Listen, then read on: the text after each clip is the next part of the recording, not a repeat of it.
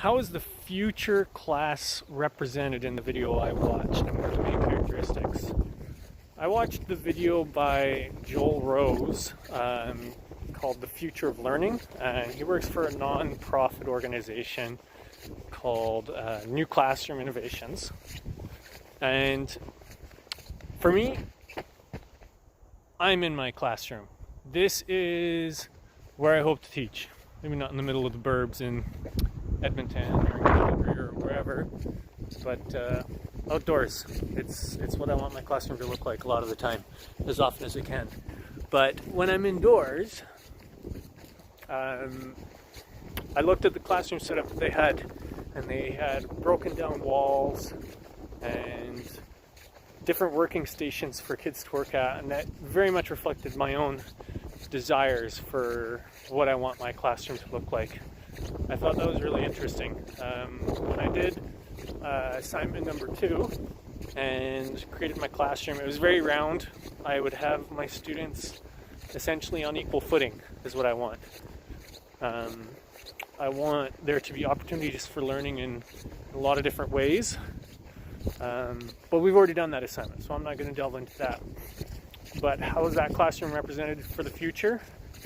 Interestingly enough, I don't think it is really represented for the future.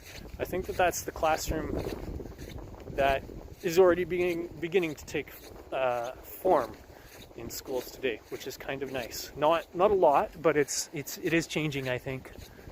Just in the couple days of observation, I've noticed teachers trying to adapt their classes to something that will help their students learn a little bit better, right? Teachers are trying to cater not to the individual, but more to the group, not just en masse teaching the same thing all over the place. They're trying to facilitate things for different learning styles. And I appreciate that we're learning those things in our university degree. It just sucks to me that we don't see those things being implemented in big institutions like universities. I think it's hard to adapt or create these changes in classrooms when we haven't had an opportunity to see these changes ourselves implemented very well. Taking for instance my own history. I was in high school, holy smokes, like 16 years ago I graduated or something like that. It's been a while. And classrooms look really, in some ways, very much the same, and in some ways very different. I want to say that there's fewer liberties for teachers. I feel like it's harder for teachers to do things, but teachers are doing more with less. I think there's greater restrictions, a lot more parental involvement, and that can feel very restricting and can make a teacher feel very controlled, which creates, challenges, personal and professional, when you're constantly being observed in everything you do. And parents tend to take the sides of students nowadays rather than the side of the teacher. Just an interesting change in dynamics to me. But the future classroom, I think, would be best represented by some of the additional articles that we read for this. I actually read an article called Teaching from the Land by Greenwood and Liu. And in their article, it talks about how they take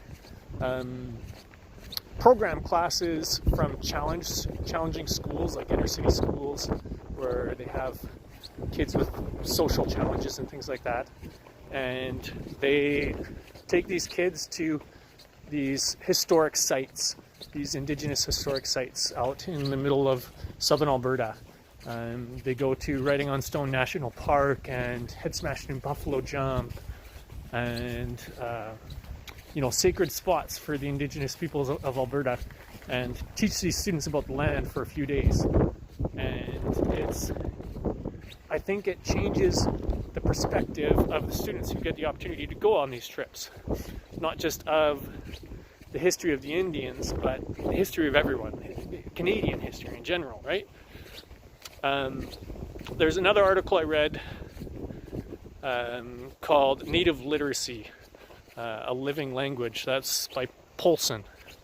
And in that one it talks about how medicine person has, talks about how the medicine person has a lifelong journey of education. From the time that they're born till the time they die, they spend so much of their time, like all of their time, learning their practice, that their education is not restricted to 4 years of a bachelor's degree or 6 years with an after degree kind of thing. It's not restricted to a few years and then put into practice after. They work at it and practice it with their elders, the people who teach them throughout their entire life. I mean, for me, it feels like it's been my entire life. It's 9.5 years by the time I graduate next year. But, yeah, what's a lifetime? For me, that's the entire lifetime of my children. But this lifelong learning, or the idea of lifelong learning, is not new, obviously. It's been practiced by Indigenous people everywhere. Like, I look at my own personal family history. My family comes from New Zealand.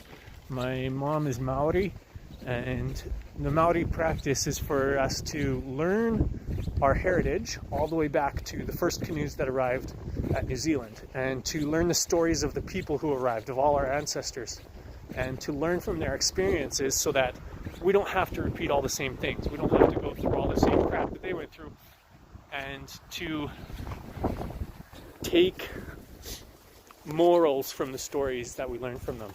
Not just generally applied, but apply them personally. And we learn these stories in a very personal way, very much like the Indigenous people of Canada do. It's taught to us in a personal fashion rather than from a history book and a third-person neutral perspective. There's no, this side did this, then this side did this. It's personal and it's relatable to an individual, because we're learning about family and about things that matter and about individual lives rather than always just the big picture, which I think is one of the challenges in the Eurocentric classroom.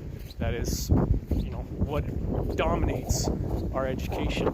And to be able to overcome that, I think it's necessary for us to examine Native perspectives in teaching, to sit down for a minute and find somewhere that we can practice being a part of this small world.